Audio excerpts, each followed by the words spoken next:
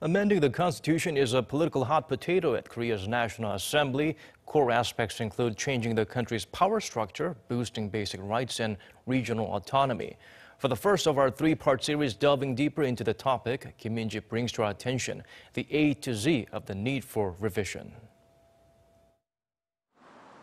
There has been mounting calls to amend the country's constitution to better reflect social, political, and economic changes since its last revision some 3 decades ago.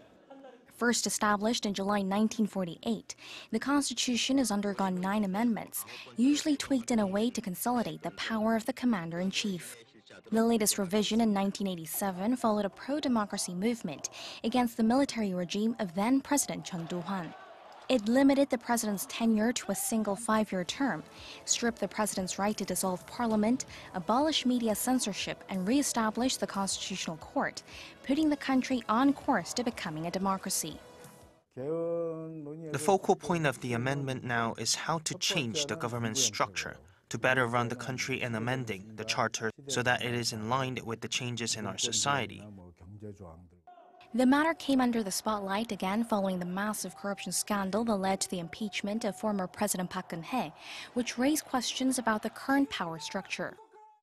A recent poll showed that more than 7 in 10 Koreans are in favor of an amendment, far outpacing those that think there's no need for one. In fact, pushing for a referendum on the revision in tandem with local elections in June was a common campaign pledge among key presidential candidates during the snap elections last year. At the core of the amendment is the government structure, with some stressing the need to restrict the president's power, saying it leads to corruption.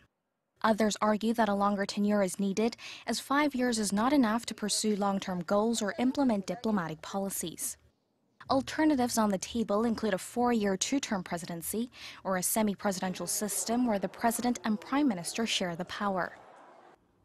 Simply put, it's either extending the current tenure to 8 years by allowing a president to run again, or by choosing to decentralize by sharing the role with the prime minister, handpicked by the parliament.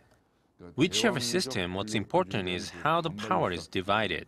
The president should be in charge of diplomatic and security affairs, while the prime minister deals with internal affairs, such as managing the government complexes that have moved to the administrative capital of Sejong.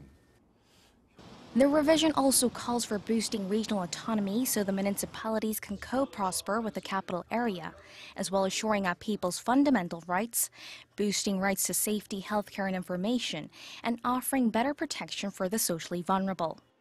The due process for amendment requires the approval from 2/3 of sitting lawmakers.